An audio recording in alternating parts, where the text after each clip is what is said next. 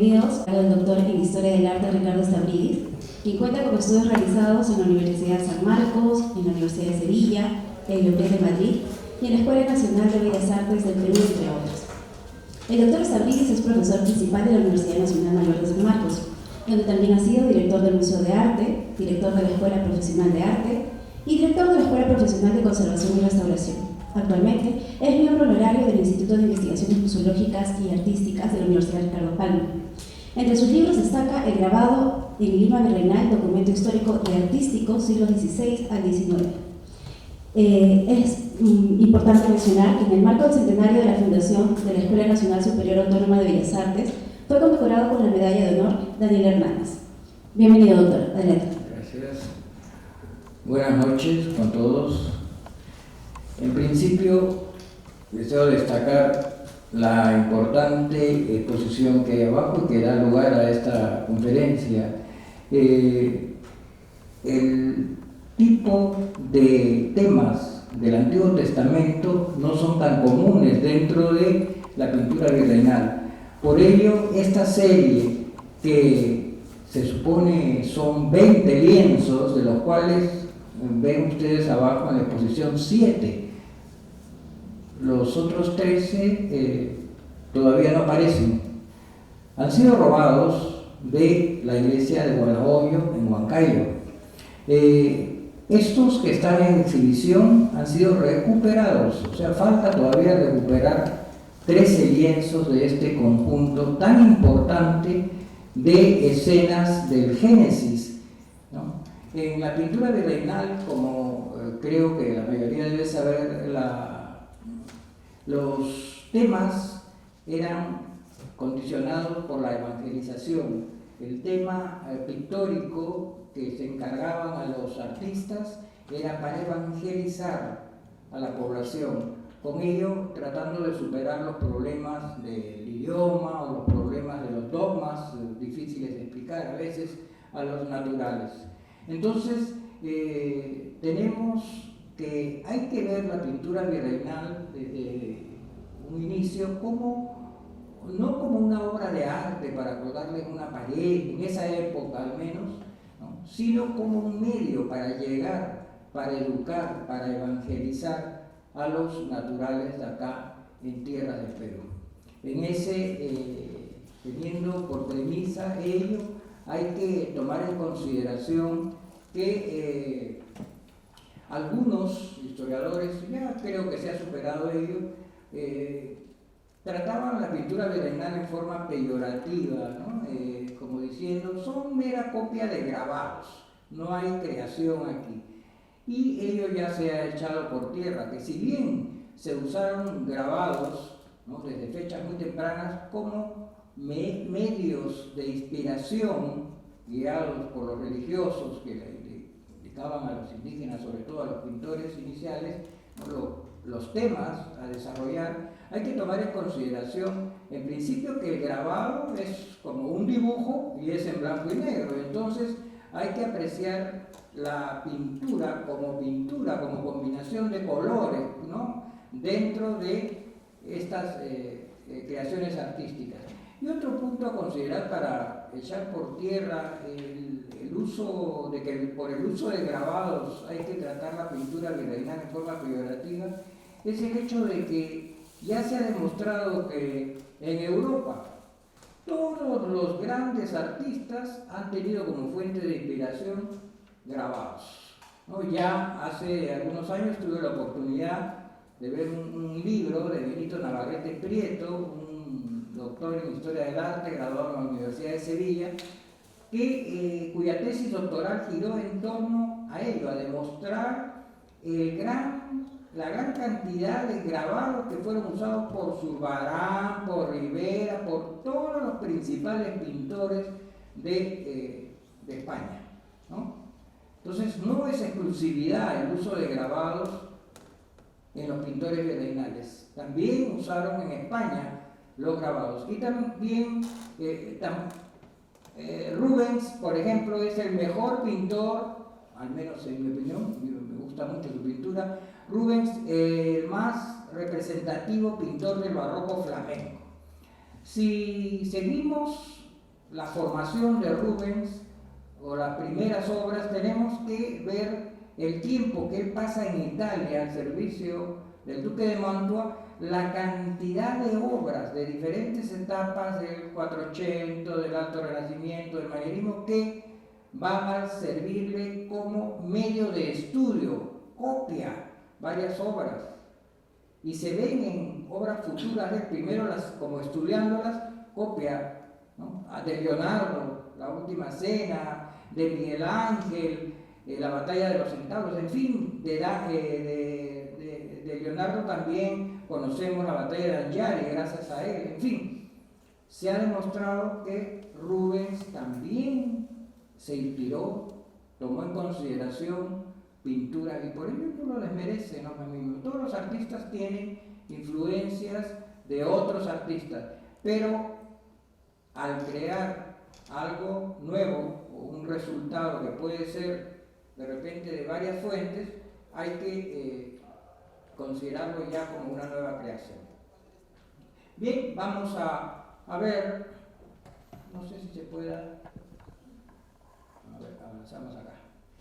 Este es un grabado de Juan de Valadez en México, que lo he seleccionado porque sirve de buen ejemplo para la evangelización. Ahí un fraile está en un púlpito con un puntero en la mano, señalando cuadros que están en la iglesia, y los indígenas están sentados escuchando, ¿no? Los temas del Evangelio, a la vez que los ven, lo escuchan al Padre, y esto va a facilitar, digamos, el entendimiento o la formación dentro de la educación cristiana de los indígenas. Eso también sucedió aquí en el Perú, indudablemente. En cuanto a los temas del Antiguo Testamento, dado que las polémicas y todos los cismas que hay en Europa en el siglo XVI, con la Reforma Protestante, lo que pasa en Inglaterra, en fin, la Iglesia Católica va a dar mayor énfasis a lo que es el Nuevo Testamento, y digamos en un 80%, y si no, de repente un poco más, es todas las imágenes principales que se hacen, todas las pinturas que se hacen, giran en torno al Nuevo Testamento, a la historia de la Sagrada Familia. Muy poco se toca el tema del Antiguo Testamento, no por rechazo, sino porque le daban principal difusión a las escenas desde la venida de Cristo y la vida de la Sagrada Familia. Por ello es que adquieren incluso mayor importancia estas series como la de Gualahoyo, porque son escasas dentro del mundo hispanoamericano, ¿no? Ese tipo de representaciones se hizo, pero en mayor proporción en relación a todas las que se hacían del Nuevo Testamento. Y vamos a tener una visión, porque hay de todas maneras una visión que he recopilado a lo largo del tiempo, de algunos viajes y algunos cursos, como el curso de iconografía que he desarrollado en San Marcos desde hace algunos años. Tenemos desde Huamán, Poma de Ayala, que es lo que están viendo, yo creo que se ven bien así, con luz, ¿no? Desde Huamán, Poma de Ayala tenemos acá, ¿no? A Adán y Eva trabajando la tierra, ¿no? Como te alimentarás, ¿no? Con el sudor de tu frente, con trabajo, que le dice Dios después que lo expulsan del paraíso, que los expulsan del paraíso. Tenemos ahí una versión del Arca de Noé en Huamán, Poma, en la otra imagen que está al costado. No sé si esto, ahí sí marca, esta de acá. El sacrificio de Isaac, acá Abraham, ¿no? En el momento en que va a sacrificar a su hijo Isaac. El rey David.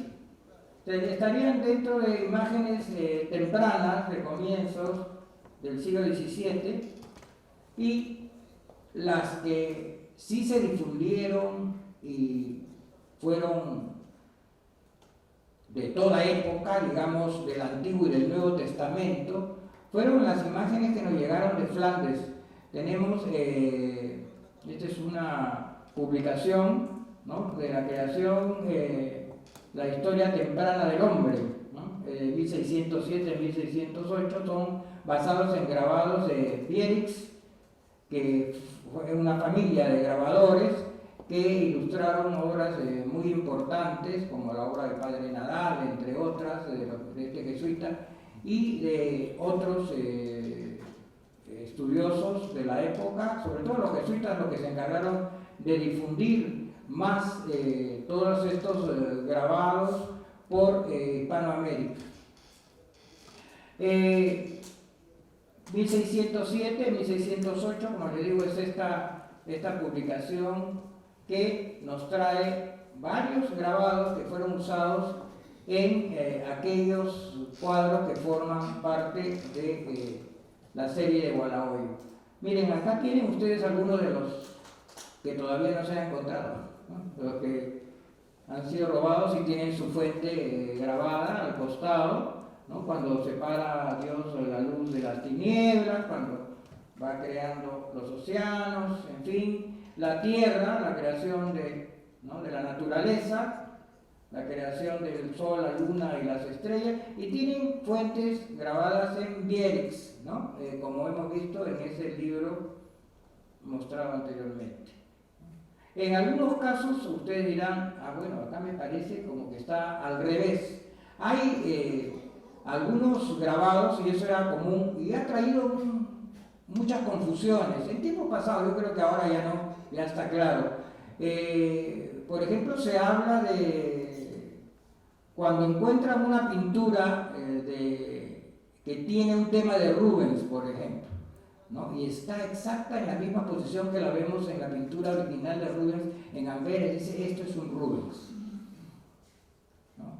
Hay grandes errores en ello, porque de la época así como llegaron estos grabados de Vierix del siglo XVI, ¿no?, hay grabados del siglo XVII, de los que dirigió Rubens allá en Amberes, ¿no?, y del cual, bueno, cuando se copia o se toma como ejemplo una pintura de Rubens, sale el grabado o la estampa, como saben, al revés, ¿no?, porque al tomarla y al llevar a la impresión sale al revés.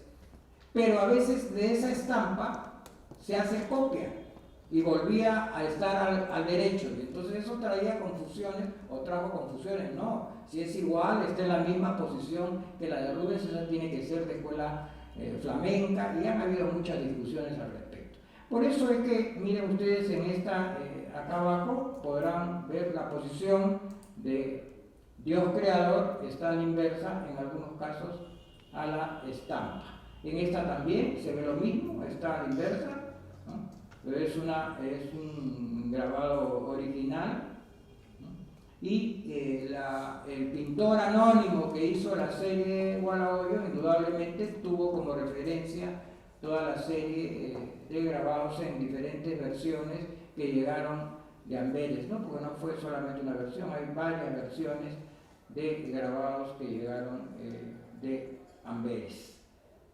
Si uno va al Museo Plantin Moretus que hay en Amberes y va a los archivos y le sacan el catálogo de todos los grabados, uno mira y mira y dice, esto lo he visto en Cusco, esto lo he visto en Ayacucho, esto, están todas las fuentes ahí de los grabados, todas las fuentes las encuentran. Bueno, ahora se está ampliando mucho el horizonte, porque nuestro amigo Almerindo, que está presente, ha encontrado muchos grabados que no se circunscriben únicamente a Amberes, sino son franceses, alemanes, de otras partes del mundo. O sea, se está ampliando mucho el horizonte de la estampa que sirvió de modelo a todos nuestros pintores en el arte hispanoamericano en general. Todos los que ven en pequeño, ¿no?, son los que no se han encontrado todavía. En este caso es uno de los que está en la exposición aquí en el primer piso. Ahí empieza la creación de la mujer. Es un cuadro recuperado y restaurado ya dentro del Ministerio de Cultura, y en la parte superior mantengo en un extremo la fuente grabada, ¿no?, de esta. Son 7 en total los que vamos a ver, pero estoy colocándolos de acuerdo, en forma secuencial, ¿no? Según la historia de origen. El pecado, ¿no? Cuando comen de la manzana, miren el estado del cuadro, acá está el grabado que nos sirve también para ver algunas faltantes. En la parte inferior, cuando se esconden de Dios, miren el estado. Aquí, cuando Dios, miren el estado del cuadro, ¿no? En que se encontraba en la iglesia de Gualahoyo, también estaban un poco abandonados, ¿no? Verdaderamente. Cuando se esconden de Dios, y aquí ya cuando los expulsan del paraíso. Tampoco están recuperados estos. Estos tampoco, miren, está la escena en la cual están trabajando, ¿no? Para ganarse el pan. Aquí en esta otra, ¿no? Está Adán construyendo una casa. Está lo que no vemos aquí, lo podemos ver en el grabado, porque miren la chorrera que debe el estado de este cuadro. Seguro ahí es una foto antigua de Gualahoyo. Miren acá esta gran laguna en el lienzo, y el grabado nos ayuda. El grabado ayuda mucho a veces a recuperar faltantes, ¿no? Dentro del cuadro en la restauración. Recuperado, lo ven abajo, este es de lo que le había dicho, Dios le dice parirás con dolor, le dice a Eva, ¿no? Eso es lo que está en latín, hace alusión, ¿no? A lo que le había dicho a Eva, parirás con dolor. Está dentro de los recuperados también en la zona inferior. Caín y Abel son los hijos de Adán y Eva que hacen la ofrenda a Dios. Uno de ellos le ofrece la mejor oveja que tiene y el otro le ofrece los frutos de la tierra, pero le es más agradable a Dios el sacrificio de Abel que el de Caín, y esto despierta el celo y el odio del hermano, ¿no? Y lo mata, ¿no? Caín matando a Abel también es otro de los lienzos recuperados, y ahí está el grabado a la inversa, ¿no? Este es el grabado que sirvió de fuente de inspiración. Caín también, dentro de su historia, se cuenta de que construye la ciudad de Enot. Enot es el nombre de su hijo, y ahí está en plena construcción de las primeras ciudades que se hacen dentro de la historia del Antiguo Testamento. Pues no hemos hablado todavía del Antiguo. Voy a hablar de los libros del Génesis y de todos ellos en un momento. Este es uno de los descendientes de Caín que va a trabajar en la fragua, ¿no? Y está representado también aquí Tabalcaín. Tabalcaín es un descendiente, no es hijo sino un descendiente, que está aquí trabajando en la fragua, y es lo que da el título al cuadro, ¿no? Descendiente de Caín. Otros de los lienzos perdidos, tenemos ya el momento en que Dios entra en comunicación con Noé, le anuncia lo que va a hacer, lo que va a venir, ¿no? Que va a destruir todo lo creado, que está arrepentido. Este es el grabado que cuando su familia Noé coge a su familia y se van hacia el arca. Acá también está la fuente. Y el último, en total, incluso da el número, ahí hay un número 20, eso indica que fueron 20 realmente los cuadros de Gualahoyo, ¿no? Se ha recuperado también este que corresponde al diluvio y que tiene por fuente también los grabados de Vieques. Cuando nos enfrentamos a las creaciones del Antiguo Testamento, en principio, y eso lo tuve que hacer cuando comencé a enseñar iconografía, me acuerdo, a leer la Biblia, sobre todo para poder identificar muchos temas. Hay que partir de los 5 libros que integran el Antiguo Testamento, la parte principal, que es lo que se conoce como el Pentateuco, que son Génesis, Éxodo, Números, Levítico y Deuteronomio. De esos 5, los 2 primeros son donde encontramos fuentes para pinturas, en principio. En el Génesis, que va desde la creación del mundo, lo que hemos estado viendo, lo que hay en Gualahoyo, que es el comienzo, ¿no? Génesis que termina con la historia de José, ¿no? De José el que adivinaba los sueños.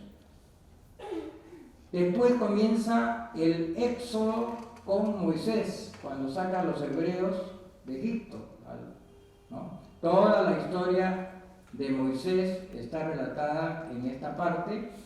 Después está la historia de Abraham, la historia de Isaac, Jacob, vamos a ver ejemplos, ¿no? Jacob, todos los 12 hijos de Jacob, que son las 12 tribus de Israel, y termina con José. Con José termina esta parte del Génesis. No, perdón, estoy haciendo un enredo. Desde la creación hasta el diluvio universal y Abraham hay el Génesis, si no estoy haciendo enredos. Y después viene todo el Éxodo con Moisés, y todas esas historias las vamos a ver secuencialmente dentro de las imágenes. A ver, vamos ordenándonos.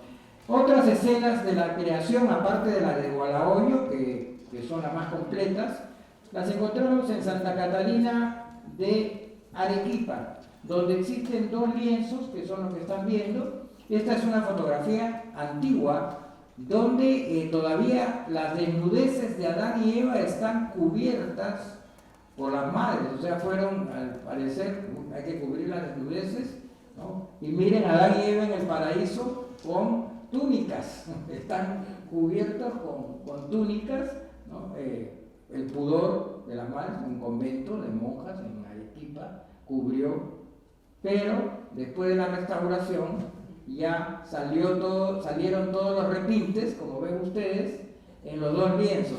Aquí está como resumido todas las escenas de la creación, cuando Dios separa la luz de las tinieblas, todo lo que hemos estado viendo en un comienzo en los cuadros de Gualahoyo, ¿no? Ustedes van a ver, vamos a un detalle de la parte de abajo, sí, que se ve mejor. En el lienzo inferior no son de grandes dimensiones, es un lienzo apaisado, la escena de la creación de Eva, y aquí es el momento del pecado, cuando Dios le llama la atención a Adán y Eva. Y hay algo que se preguntarán ustedes, hay un personaje extraño en el Antiguo Testamento, ¿verdad? ¿Sí o no? ¿Quién está acá? ¿Qué hace la Virgen María ahí en el paraíso terrenal? Nacerá una mujer que aplastará tu cabeza, dice Dios. Se está refiriendo a la Virgen María, que es como la nueva Eva, que va como a redimir lo que hizo Eva anteriormente. Entonces, cuando Dios le dice a la serpiente y a Eva nacerá una mujer que aplastará tu cabeza, le dice, se refiere a la Virgen María. Y por eso es representada siempre la Virgen María, sobre todo la Inmaculada, pisando la cabeza de la serpiente. Uno de los elementos que tiene la Inmaculada es la serpiente a sus pies, ¿no? La va pisando a la serpiente. Ese es el justificativo de por qué aparece la Virgen en esta escena, ¿no?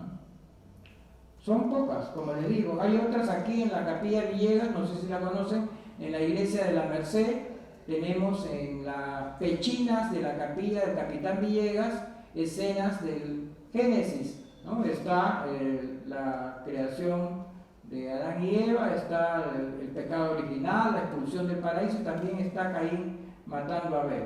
Estas pinturas que fueron de tanta polémica en épocas pasadas, Ya un exalumno de San Marcos ya ha ubicado al autor de la pintura mural de la capilla del Capitán Villegas, ¿no? Juan Bautista Planeta, un artista al cual yo mencioné en parte en la pintura mural de San Francisco. Ya encontró el documento. Tantos pleitos de que era de Stas, los pleitos de Stas y con Estenone, con los Mesa, con los historiadores de que eran de Mateo Pérez de Alessio, que no era de Mateo Pérez de Alessio, en fin, y ahora ya se sabe que son estas pinturas, ¿no? Es una información nueva que he tenido. También encontramos algunas pinturas en los Andes de Eva sola, como esta, que está cubierta con los cabellos únicamente, y esta que es muy particular, que no es común en escultura, en el Museo Pedro de Osma, ¿no? Donde está Adán y Eva con la serpiente, que es mitad figura humana. También hay arcones, como existe en el monasterio de Santa Catalina del Cusco, ¿no? En Arequipa también hay estos arcones que se abren y tienen toda la historia del mundo, y aparecen en ellas también figuras de Adán y Eva, como las vemos aquí, ¿no? Aquí están las figuras de Adán y Eva en estos arcones.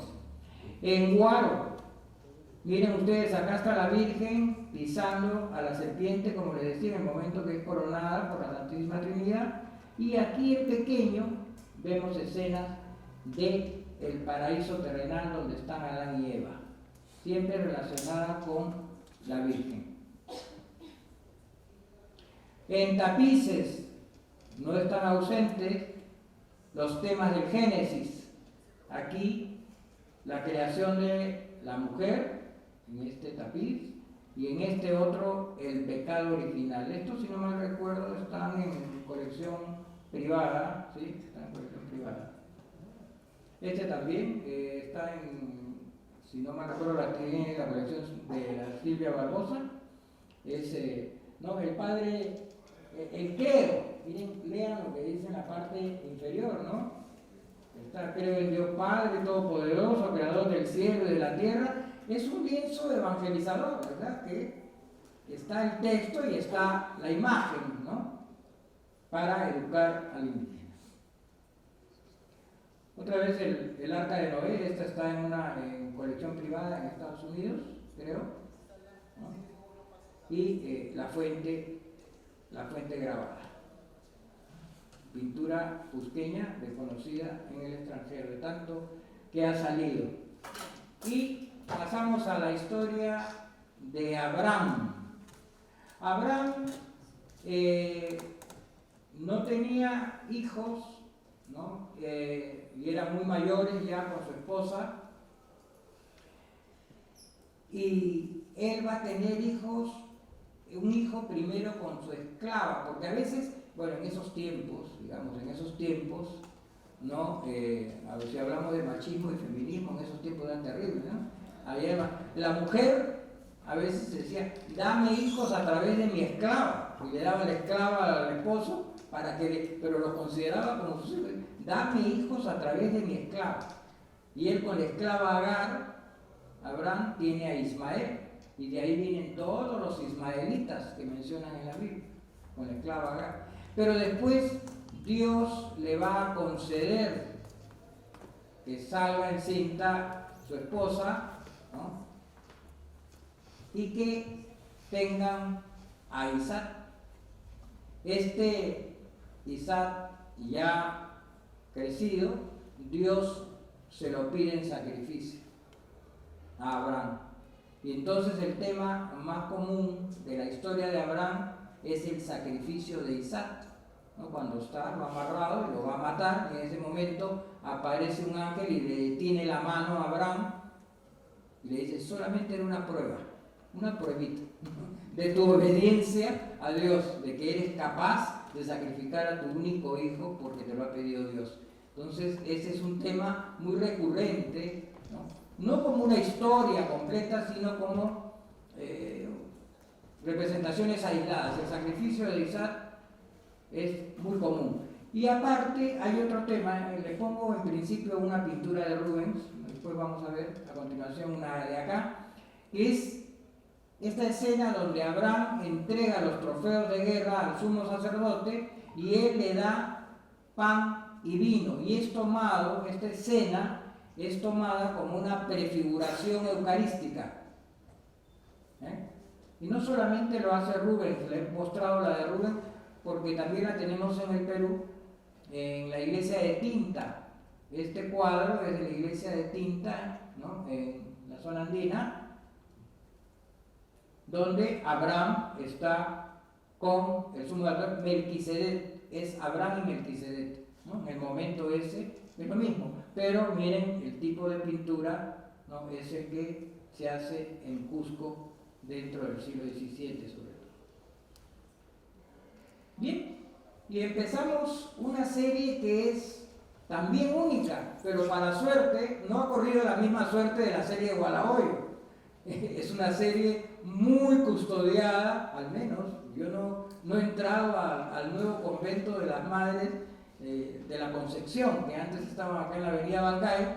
Ahora las Madres de la Concepción están en Ñaña, ¿no? Bueno, no he ido a Ñaña, no sé si dejen visitar el convento hasta la actualidad, pero hay documentación sobre la existencia de una serie completa de un pintor flamenco llamado Simón de Foz, ¿no? Este pintor flamenco hizo la serie que vamos a ver a continuación.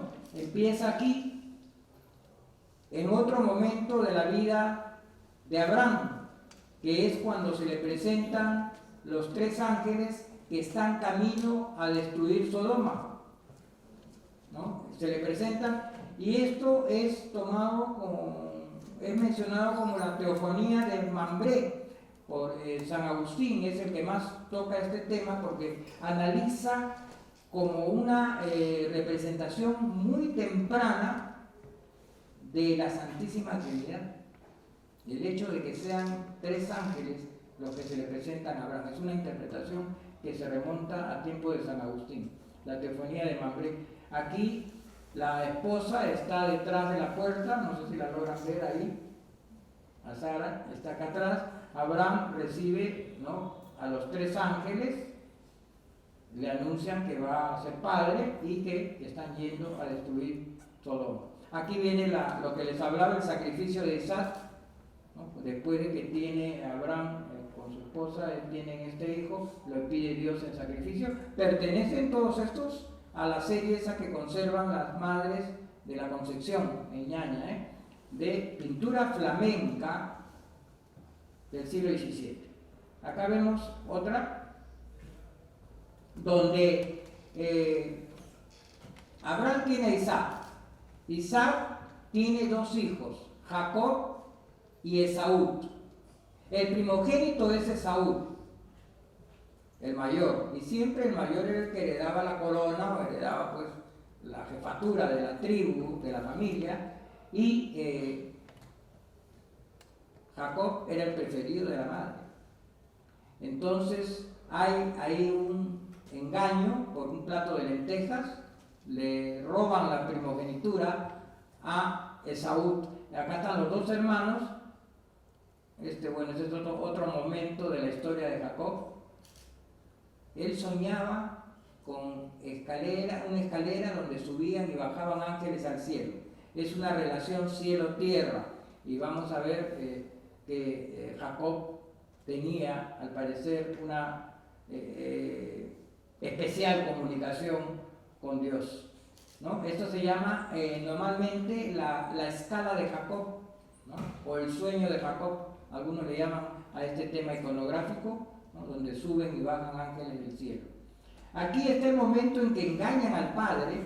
Como Esaú era velludo, entonces la madre consigue una piel de oveja y se la pone en el brazo a Jacob, y el padre se acerca al padre, que estaba ya medio ciego, anciano, le toca el brazo y toca, ¿no?, la piel de la oveja, y cree que es Esaú y lo bendice. Entonces la bendición del padre era sagrada y queda él por eso como el jefe, el superior ahí dentro de la tribu.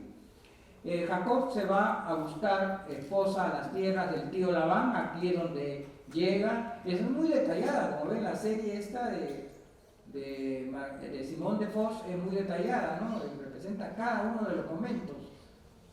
Cuando va a ver al tío Labán, de una de sus hijas se enamora, aquí está, ¿no? Raquel, se enamora de Raquel, pero como no era la mayor era Lía, le dice, no, cásate con Lía, y él se había enamorado de Raquel. Le dice, bueno, por Raquel tienes que trabajarme la tierra un tiempo, y él trabaja la tierra, hace todo lo que le dice el tío, hasta que le concede la mano de Raquel.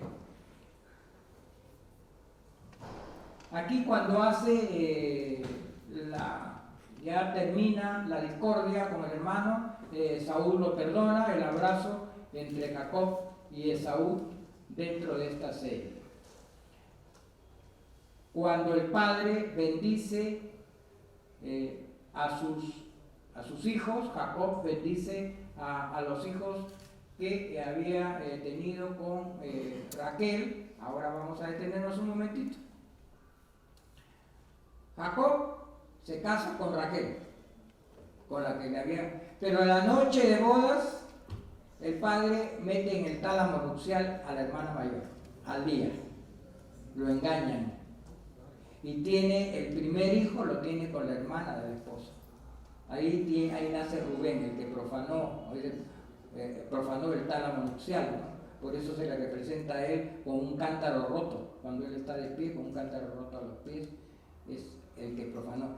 Pero en este tiempo, como les dije, el hombre tenía muchas libertades. La mujer que era infiel era lapidada, El hombre podía tener Lía y Raquel. Con las dos hermanas tiene descendencia. Con Lía tiene 6 hijos. Con su esposa Raquel tiene 2, a José y a Benjamín. Y con las esclavas de ambas, con la esclava de Raquel, que es Bala, tiene 2, y con la esclava de Lía tiene otros 2, que son Selfa es la esclava. Son las 4 mujeres, y ahí nacen los 12 hijos de Jacob, que van a ser las cabezas de las 12 tribus de Israel. Aquí es el momento en que bendice a sus hijos, Jacob, si los cuentan, son 12 los que están ahí alrededor en el momento en que bendice Jacob a sus hijos. Esta es otra escena de un cuadro muy importante, considero, porque me parece que debe ser flamenco. Es un cuadro que está en Trujillo, si no me recuerdo, está en Trujillo, en Santa Teresa o en las Carmelitas de Trujillo. Es la venta de la primogenitura por el plato de lentejas. Acá está Jacob, el padre de las 12 tribus, y este es su hermano Esaú, ¿no? Es muy particular este cuadro. Bueno, a Jacob tenemos aquí que considerar que cuando se representan temas del Antiguo Testamento, a diferencia de lo que sucede en el Nuevo Testamento y en la geografía o en los santos, todos tienen algún atributo es lo que llevan en la mano, si no, ¿cómo los reconoceríamos? Porque no hay retratos de ellos. Reconocemos a Santa Catarina de Alejandría porque tiene una rueda dentada partida en 2, ¿no? O reconocemos a Santa Lucía porque lleva los ojos en un plato, o a Santa Ágata porque tiene los senos en un plato. Todos los martirios que sufrieron los primeros cristianos, ¿no? Y que eso es lo que se conoce como el atributo. Generalmente, a partir del Nuevo Testamento hay atributos que nos permiten reconocer a los personajes. Pero en el Antiguo Testamento se cuenta historias de familias. Entonces, son muy pocos los que tienen atributos que nos permiten reconocerlos. Acá está Jacob dentro de una serie que contamos en Lima, con esa serie está en la orden franciscana, ¿no? La serie de los hijos de Jacob, que procede de la orden tercera franciscana, ¿no? Las 12 tribus. Acá vemos, y cada uno el carácter evangelizador, ¿no? Cada uno tiene en la parte inferior, leemos claramente, vamos a poner el micrófono para acá, ¿no? ¿Hijo de quién es? Este es hijo de Jacob y de Lía, ¿no? Este es Rubén, y así, cada uno, Simeón, ¿no? Judá, cada uno tiene su nombre y dicen a qué tribu pertenece. Estos 4 más estos 2 son hijos de Lía, y ahí lo dice, ¿no? Con ella tiene 6 hijos. Después vienen los 2 hijos que tiene con Raquel. Este es José.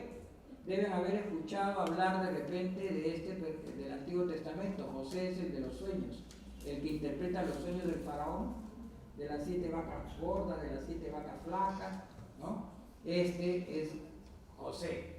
Y este es también hijo de su amada Raquel, ¿no? El último de todos, por eso que le dicen el Benjamín de la familia, ¿no? Este es Benjamín, el nombre de este es Benjamín. Y después tenemos estos 2 que son hijos con Bala, con la esclava, ¿no? Acá está Jacob, hijo de Jacob y de Bala, en la parte inferior. E incluso nos dan el dato de dónde, en el Génesis, dónde podemos encontrar lo que le dice el padre en el momento de la muerte. Tú serás como un burro de carga, por ejemplo, le dice a uno, ¿no? Que va a trabajar mucho la tierra, lo representan como un asno, ¿no? Tú haces el pan más maravilloso de la tierra.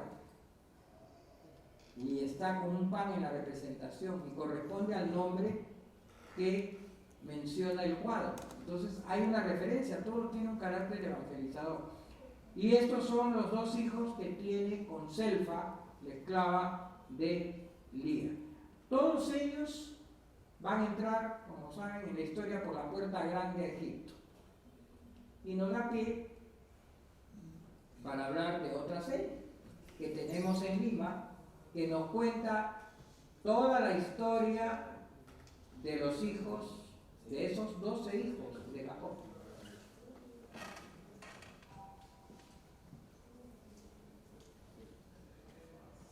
Esta serie, que se encuentra en la cajonería de la iglesia de la Merced, no sé si la han visto alguna vez en la sacristía, está esta serie, ¿no? Que nos relata qué pasaba en ese momento en la vida de José. Sus hermanos tenían cierta envidia porque él soñaba que el cielo, la luna, el sol lo adoraban, ¿no? Tenía ese tipo de sueños y los hermanos le tenían fastidio, ¿no? Y aparte que era el preferido de su padre por ser el primer hijo que había tenido con la mujer que él amaba, con Raquel. Entonces un día deciden deshacerse de él, se van a tierras lejanas, ¿no? En el pastoreo, lo meten en una cisterna a José y lo venden después a los ismaelitas que se iban camino a Egipto. Manchan su ropa con sangre de cordero, regresan donde el padre, donde Jacob, y le dicen: nuestro hermano ha sido devorado por las fieras. El padre llora amargamente la pérdida del hijo y así se deshacen del hermano, ¿no? Que tenía muchas ínfulas de sueños y de preferencias de Dios. Acá es donde le muestran, miren, está relatado, ¿no? Le muestran las vestiduras ensangrentadas de José a Jacob. ¿Y qué sucede? José es vendido en Egipto, es vendido a Putifar, un general de eunuco de la fuerza del faraón. Su esposa Séfira, ¿no? Lo tiene a su servicio, y cuando Putifar se ha ido a la guerra, Séfira se lanza sobre José, y es justo ese momento que están viendo ahí en la imagen, ¿no? Donde Séfira, un poquito musculosa, como la que no la han pintado ahí, con brazos un poco masculinos, pero es Séfira la que se está lanzando para que José huye, porque José es el casto José, ha pasado la historia como el casto José, ¿no? Huye, claro que ahí tienen que ver que es una historia del Antiguo Testamento y que la escenografía que hacen en esta pintura no tiene nada que ver con la época. Es una pintura del siglo XVIII, la cama es rococó, miren la cabecera de la cama tiene elementos de rocalla que son del siglo XVIII, que no tienen nada que ver, ¿no?, con la época del Antiguo Testamento, ¿no? Es de la época de las pinturas, indudablemente. Aquí, cuando regresa, ¿no?, Putifar, Séfira, como no le había hecho caso, lo acusa de lo contrario, me ha intentado violar. Entonces lo meten en la cárcel, y en la cárcel interpreta los sueños del panadero y del copero del faraón, acierta, sale, le hablan al faraón, y el faraón en esa época los torturaba. Un sueño que soñaba con 7 vacas gordas y 7 vacas flacas, con 7 espigas rozagantes y 7 espigas mustias. O sea, ¿qué es esto? ¿Qué significa? Entonces le hablan de José, que interpretaba los sueños, y José le descifra. Va a haber 7 años de abundancia seguidos de 7 años de carestía en la tierra. Entonces reúnen todo lo que pueden en alimentos, en granos en esa época, y no pasan hambre en Egipto. Pero sí pasan hambre en lugares donde no sabían, y en ese lugar vivían los hermanos de José. Entonces van a pedir comida, a querer comprar a Egipto los hermanos, y no lo reconocen a José, porque el faraón, después de que había acertado en la interpretación de los sueños, lo nombra gobernador, y entonces ya los egipcios, con los ojos pintados y con toda esa vestimenta, no reconocen al hermano, y ahí están ante el hermano. Ustedes cuenten lo que hay ahí, son 10. No habían llevado a Benjamín, al menor de todos, que el padre no se separaba de él, ¿no?, por nada, por el hijo menor, el que le quedaba, de los hijos que había tenido con Raquel. Entonces, ¿de dónde vienen ustedes? ¿Cuántos son? Quiero conocer no le voy a vender nada hasta que no vengan con su hermano Benjamín. Dice, no, mi padre no se, lo siento mucho. Entonces hacen que venga el hermano Benjamín, los invita a una gran cena, y a la hora de despedirse, que les había dado mercadería todo, meten en la bolsa de Benjamín objetos de oro, copas de oro, y deja que se alejen un poco y manda a la tropa a detenerlos, con la intención de que se quede Benjamín con él en Egipto. Entonces lloran, se lamentan ante él, y no aguanta más José y se da a conocer a sus hermanos, que es lo que vemos en esta escena. Ese es Benjamín, el que está abrazándose con José, y el resto de hermanos, ¿no?, que le piden perdón por lo que le habían hecho, ¿no? Y ahí es el encuentro con su padre nuevamente, al cual lo enteran de que no había muerto José. Es la entrada por la puerta grande en Egipto de los 12 hijos de Jacob.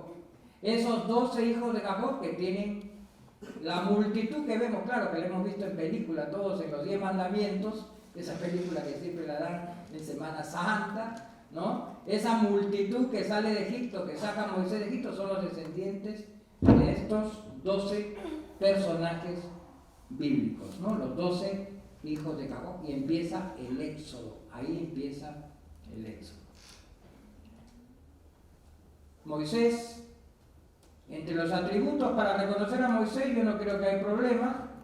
Lo vemos con las tablas de la ley, o lo vemos a veces, algunos le llaman cuernos, que son las 2 luces, le llaman cuernos desde que Miguel Ángel le hizo esos 2 cuernos de los, ¿no?, en su Moisés, que son las lenguas de fuego que le da Dios en el monte Sinaí. Algunos tienen hasta el nombre, ¿no?, que no hay dificultad para encontrar. Esta es una escena relacionada con la historia de Moisés. ¿Se acuerdan? Cuando saca al pueblo de Egipto, logra con el éxodo, ¿no?, y él se demora en bajar del monte con las tablas de la ley, y comienzan a adorar al becerro de oro. Esta es la adoración del becerro de oro después de... y ahí está Moisés bajando, ¿no?, con las tablas aquí, ¿no?, y el pueblo se ha corrompido. Después los obliga, como saben, a viajar 40 años por el desierto, por el pecado cometido a todos los hebreos. Y cómo alimenta, cómo les da, hace Moisés milagros, hace brotar agua de la roca. aquí haciendo para que beban, o hace llover maná del cielo para alimentar a todo este pueblo. Son escenas que podemos encontrar en el arte hispanoamericano, ¿no? A Moisés haciendo brotar agua de la roca, Moisés haciendo caer maná del cielo para alimentar al pueblo. Y hay un tema que es este, dos personajes con una vara y con uvas, ¿no? Son los exploradores de la tierra prometida, ese es el tema, los exploradores de la tierra prometida. Hasta que encuentran, ¿no? Encuentran ya una tierra que da frutos, quiere decir que han encontrado la tierra. Y acá abajo está el nombre, ¿no? Pero hay algunas veces en que solamente están representados ellos, con los exploradores de la tierra prometida. Después de estos libros viene la historia de Sansón y Dalila, dentro de temas que son tomados de la Biblia, ¿no? Este es un arcón que tiene pintura donde nos vamos a acercar. Miren, en la tapa está este tema, que es cuando con una quijada de burro Sansón derrota a los filisteos, ¿no? Él solito. ¿Dónde estaba el secreto de su fuerza? En los cabellos. Se lo revela a Dalila, y Dalila, cuando él duerme, le corta los cabellos y le quita la fuerza con ellos, ¿no? De acá, miren, acá está la cerradura del arcón, es una pintura en un arcón. Aquí le está cortando el cabello. Otros libros importantes del Antiguo Testamento son los libros de los reyes. El primero y el segundo libro de los reyes trata la historia de David, del rey David. David desciende del árbol de Jesé. Este es Jesé, este es el árbol, y acá está David. A David, ¿cómo lo reconocemos? Aparte de estar coronado, porque el rey tiene un arpa por los cánticos que escribe las alabanzas a Dios, ¿no? Es un atributo del rey David, de los pocos personajes que tienen atributos. Y saben que de ese tronco es que viene la Virgen María, de la tribu de David. Acá está David con su arpa, otra representación de David, acá con nombre y todo, ¿no? Pero lo pueden reconocer sin necesidad de nombre. Y la escena más común de David es matando a Goliat. David matando al gigante Goliat, lo derriba con una honda, con una piedra, lo derriba al gigante, ahí se ve en la frente, ¿no? La herida, y después de que lo derriba le corta la cabeza. Esta pertenece a otra de las series escasas que hay también, porque la escena normal de él, que la podemos encontrar en cualquier iglesia, es David y Goliat. David cuando le corta la cabeza a Goliat. Pero una historia que nos cuente la vida de David y todo ello es única, la que encontré en la Pinacoteca del BCR de Arequipa, donde está toda la historia de David. Miren esta otra, esta es parte de esa serie que les digo, ¿no? Donde regresa triunfante con la cabeza de Goliat, es recibido con danzas y bailes, ¿no? Es el joven David. Pero David comete sus travesuras, se casa en principio con Abigail, pero le llama la atención una dama que se llama Betsabé. Y aquí en esta otra escena lo vemos a David en un balcón, acá arriba, ¿lo ven? Y está Betsabé, que dice Betsabé en el baño. Estaba cerca de su casa una dama bañándose, ¿no? Casi desnuda, y él se siente atraído por ella. Lo representan hasta en tapices también. Miren a David, ¿no? Y acá está Betsabé en el baño, como dicen, ¿no? Mirando a Betsabé en el baño. Y él estaba casado. Pero se siente tan atraído en esta historia, miren, nos cuenta, incluso está acá todo el relato en esta cartela, ¿no? Cómo logra convencer a Betsabé y se la lleva a su palacio. Acá están escenas sucesivas, acá Acá está, ¿y dónde terminan?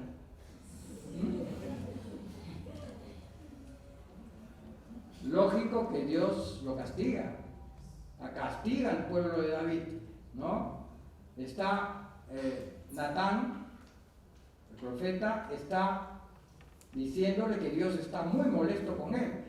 Miren cómo lo vemos en escenas sucesivas acá. Está arrepentido, ruega a Dios que lo perdone y lo perdona. De los amores con Betsabé nace Salomón, no con Abigail, otra cosa, sino con Betsabé. Nace Salomón, ¿no? Cuya historia aparece ya en el tercer libro de Reyes, dentro de los libros del Antiguo Testamento, ¿no? Salomón individualmente, si no tuviera el nombre ahí de Salomón en este cuadro, no sabríamos que es Salomón, puede ser cualquier rey del Antiguo Testamento, porque no tiene un atributo. David sí, porque tiene un arpa, así no tenga el nombre, a David si tiene el arpa al costado lo identificamos, ¿no? Pero a Salomón no. ¿Cómo identificamos a Salomón? Por una escena de su vida. Salomón, ¿por qué pasó a la historia como el sabio? La sabiduría de Salomón. Con una cosa muy simple, yo creo que la mayoría debe saber la historia. Hay dos mujeres, cada una tiene un hijo, se le muere el hijo a una y le roba el hijo a la otra. Y se pelean las dos madres por esa criatura. Entonces van donde Salomón, las dos reclaman a la criatura y entonces Salomón dice, bueno, pártanlo en dos y le dan la mitad a cada uno. Indudablemente una de ellas dijo, no lo maten, dénselo a ella, pero no lo maten. Y así descubrió quién era la verdadera madre, que prefería darle el hijo a la otra porque no le maten al hijo, ¿no? Que viva. Entonces le dio a esa mujer. Esa es una cosa muy simple, pues muy sabia, por cierto, ¿no? Dijo, pero partan en dos. Entonces esa sabiduría del rey Salomón es lo que es tema pictórico, lo que vemos acá. Dentro del libro de la historia de Salomón tenemos incluido la historia del profeta Elías, el que sube al cielo en un carro de fuego. Está incluido dentro del tercer libro de Reyes, en los libros del Antiguo Testamento, ¿no? Él sube al cielo en un carro de fuego. Es tema iconográfico que viene de Elías, pero que lo han tomado otros santos también, porque San Francisco también tiene, ¿no? Dentro de sus historias está en un carro de fuego. Pero el original que toma es el profeta Elías, ¿no? Del Antiguo Testamento. Y como sube al cielo y está relacionado con el monte Carmelo, donde estuvieron los ermitaños más antiguos que van a convertirse después o van a fundar la orden carmelita, es considerado como el padre de la orden carmelita, pero él no fundó ninguna orden carmelita, ¿no? Él es un personaje del Antiguo Testamento, pero lo tienen así los de la orden carmelita, ¿no? Y está en la serie de santos fundadores de órdenes religiosas que está en el convento de la Buena Muerte, acá en el Gironantes. Toda esa serie de los santos que fundaron orden, está el profeta Elías, él no fundó ninguna orden, pero como lo tienen los carmelitas como patriarca, entonces ahí lo incluyeron. Otra historia, lastimosamente, también se han robado. Eran 5 cuadros, ¿sí? 5 cuadros, de los cuales se robaron los 2 de abajo, porque estaban en un altar en la iglesia de Santa Rosa de Arequipa. El libro de Tobías, el de la ceguera, el anciano que se queda ciego, ¿no? Y tenía que mandar al joven Tobías a unas tierras lejanas y los padres, que eran muy ancianos, temían por él. Entonces aparece un joven en su casa que le dice que lo va a acompañar. Estaba disfrazado, no se da no revela su identidad, pero al final es el arcángel Rafael el que acompaña a Tobías, al joven Tobías, y la historia principal que pasa con el tiempo es Rafael el que cura la ceguera del anciano Tobías con la hiel del pescado, ¿no?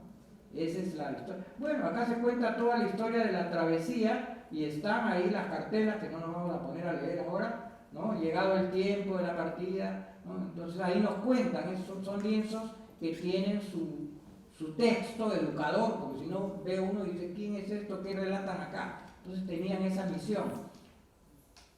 Toda la historia de la partida de Tobías con el joven, ¿no? Está relatada en estos lienzos en la iglesia, hasta que se da a conocer Rafael al final, ya cuando regresa y cura la ceguera de Tobías, del anciano, se da a conocer como el arcángel, ¿no?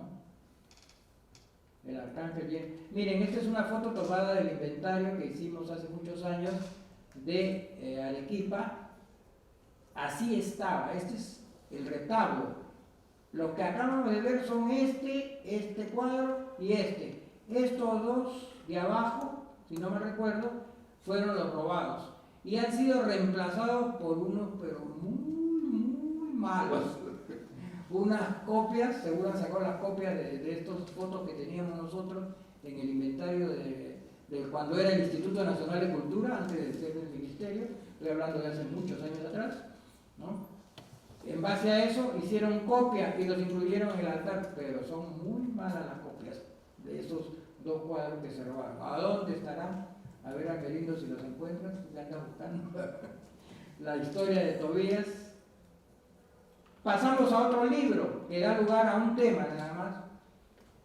Esta mujer que corta la cabeza de un general, que es considerada heroína del Antiguo Testamento. Judith, ¿no? Estaban por atacar, ¿no? Holofernes con todo su ejército, iban a atacar el día siguiente al pueblo hebreo, y lo que hace Judith es, con su esclava, se mete en el campamento en la noche hasta la tienda donde estaba Holofernes y le corta la cabeza, y con ello evita, ya todas las tropas al día siguiente se van, evita que ataquen al pueblo hebreo, por eso es considerada heroína. Acá el momento en que ella decapita. Cuidado con a veces confundirse con una cosa es Judith del Antiguo Testamento y otra es Salomé, cuidado, las confusiones. Judith ejecuta, ella lleva el arma, corta. Salomé pide la cabeza del Bautista, eso es Nuevo Testamento y otra cosa, se la trae en un plato. Ella, si tiene el arma en la mano, la mujer es Judith, no es Salomé, cuidado con las confusiones. ¿Ah? Y la cabeza que llevan es la cabeza en un lado de Holofernes y en el Salomé que le traen un plato la cabeza de San Juan Bautista, ya en el Nuevo Testamento. Cuidado con las confusiones. Después están los libros de los profetas. Los 4 profetas mayores, ¿cuáles son? Isaías, Jeremías, Ezequiel y Daniel. De los 2 primeros no hay una historia representada en el arte hispanoamericano, al menos que yo sé. Del tercero, de Ezequiel, sí está este tema. ¿Cuál es este tema que están mirando? Él tiene una visión. La visión que tiene Ezequiel es de 4 animales alados. Un león, un águila, un ángel y el otro es un toro. Son los 4. No sabía qué significaba, él tuvo esa visión. Después, en el Nuevo Testamento, ¿quién identifica a esos 4 animales? Con los 4 evangelistas, ¿no? Es San Jerónimo. A esa visión se le llama la visión del tetramorfo, tetra 4, ¿no? 4 formas, las 4 formas evangélicas. Y cada uno se va a convertir en símbolo o atributo de los 4 evangelistas. El águila, atributo de Juan, ¿no? El ángel de Mateo. El león, Marcos, y el buey de Lucas. El buey de todo Lucas. Son los que acompañan cada vez que vean a un personaje con uno de estos animales, lo pueden identificar como uno de los evangelistas. Pero esta es la visión del Tetramorfos en el Antiguo Testamento. El libro es la visión de Ezequiel, está dentro de la historia de los profetas mayores. Y el último de los profetas es el profeta Daniel, de los mayores, ¿ah? Porque hay profetas menores. Daniel, nosotros contamos, caso único también especial, con una serie que nos cuenta la historia de Daniel, el profeta Daniel, única, que está en Cajamarca, en la iglesia de San Francisco de Cajamarca. Miren los cuadros, estos son las fotos que tomamos hace muchos años, estoy hablando de los años 80 del siglo pasado, así antiguo. Miren ustedes toda la historia relatada del profeta Daniel aquí. Y en un estado los cuadros no muy buenos, ¿eh? Yo creo que algunos los han restaurado, como este, he rescatado esta foto que tenía a color de un viaje de hace algún tiempecito, unos pocos años, ¿no? Donde se niega a adorar a los dioses, y una escena que es muy especial. A Daniel lo meten en la fosa con los leones, pero los leones no le hacen nada, no se lo comen, y él no tenía que comer tampoco. Entonces un día Dios le pide a un profeta menor llamado Habacuc, uno de los profetas menores, que le lleve alimento a Daniel, que no tenía que comer y que estaba en la fosa de los leones. Y Habacuc le dice a Dios que está muy ocupado. Y entonces Dios manda a un ángel, y miren cómo lo lleva a que le dé alimento, ¿no? Lo lleva de los cabellos al profeta Habacuc a la cueva de Daniel, llevándole alimento, por haber desobedecido a Dios. Bueno, para enterarme, les confieso que para enterarme de esto, que decía, ¿qué es esto? Cuando la vi hace muchos años, no en la Biblia, buscando, ¿no? ¿Dónde está? Y está en la Biblia, ¿no? Lo menciona lo que está representado ahí, no inventaban nada, todos lo sacaban de la Biblia para esa época. Y este es otro tema que dice, qué bonito, un banquete, pero no es la última cena. Hay unos personajes ahí con turbantes, y esto es la cena profana del rey Baltasar, ¿no? Que robó los tesoros del templo de Jerusalén y que hace una gran cena, y de repente en la parte superior aparecen en medio de la cena estas palabras. Miren, Mané, Tesel, Fares. Y se rompía en la cabeza Baltasar, ¿qué significa eso? ¿Qué quiere decir esto? No entendían.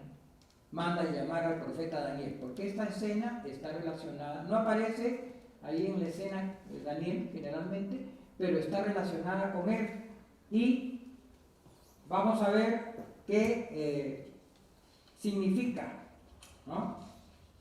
Lo que dice ahí. Mané, lo llaman a Daniel y interpreta. Mané significa, ha numerado Dios los días de tu reinado y le ha fijado término, le dice.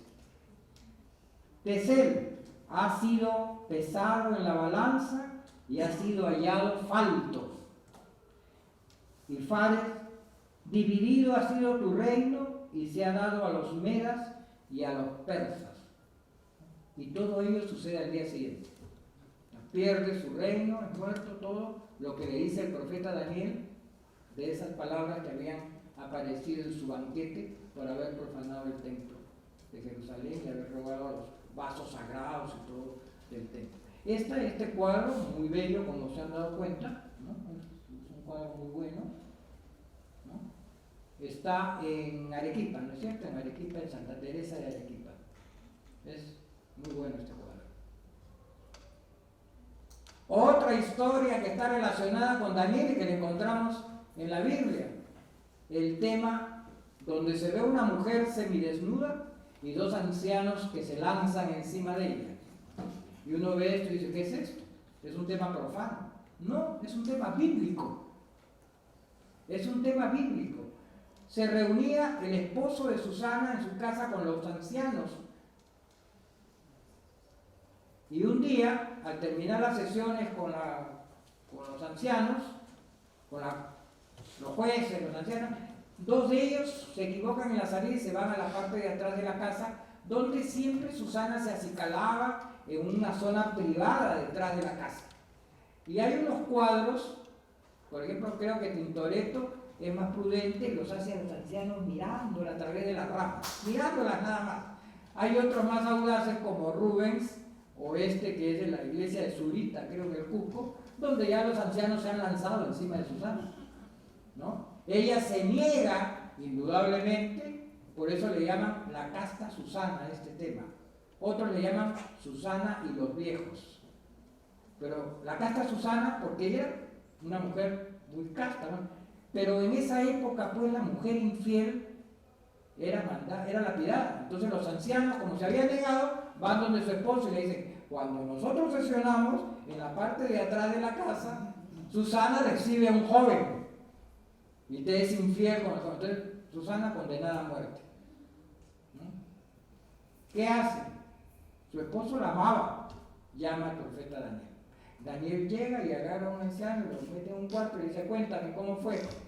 Le cuenta una historia, va donde el otro, lo mete en otro cuarto y le cuentan, y no coincidían las historias, y así prueba la inocencia de Susana y el invento de los ancianos. Miren, no me acordaba que tenía el de Rubens. El de Rubens es bien audaz, ¿no? Ahí están los ancianos, ya encima de Susana, este cuadro de Rubens, muy famoso.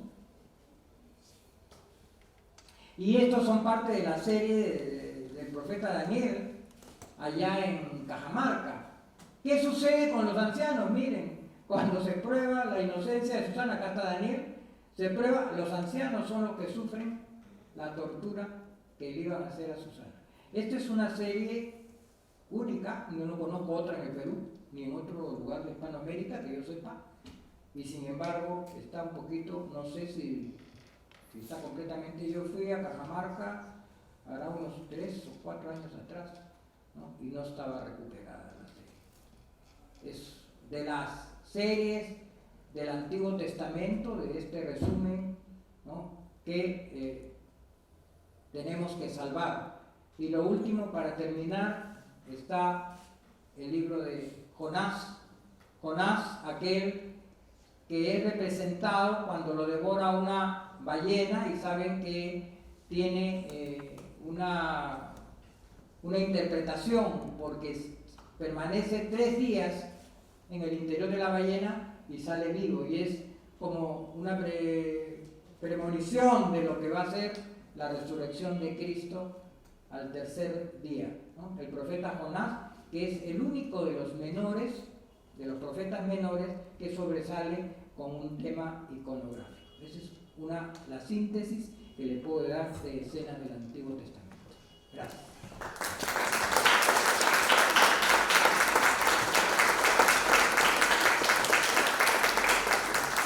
¿Alguna pregunta?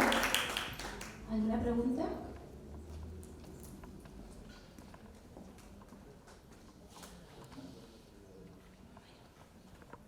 ¿Seguros? Bueno, le damos las gracias al doctor Ricardo Stavridis y asimismo a todos los alumnos de la Universidad de San Marcos que hoy día nos acompañan, a la doctora Adela Pino. Bueno, la conferencia va a ser subida al canal de YouTube, y también los invitamos porque la exposición sobre Gualeguaychú está hasta el 8 del mes de septiembre, así que por favor disfrútenla y nos quedamos con la reflexión que aún hay mucho por recuperar, ¿no? Gracias.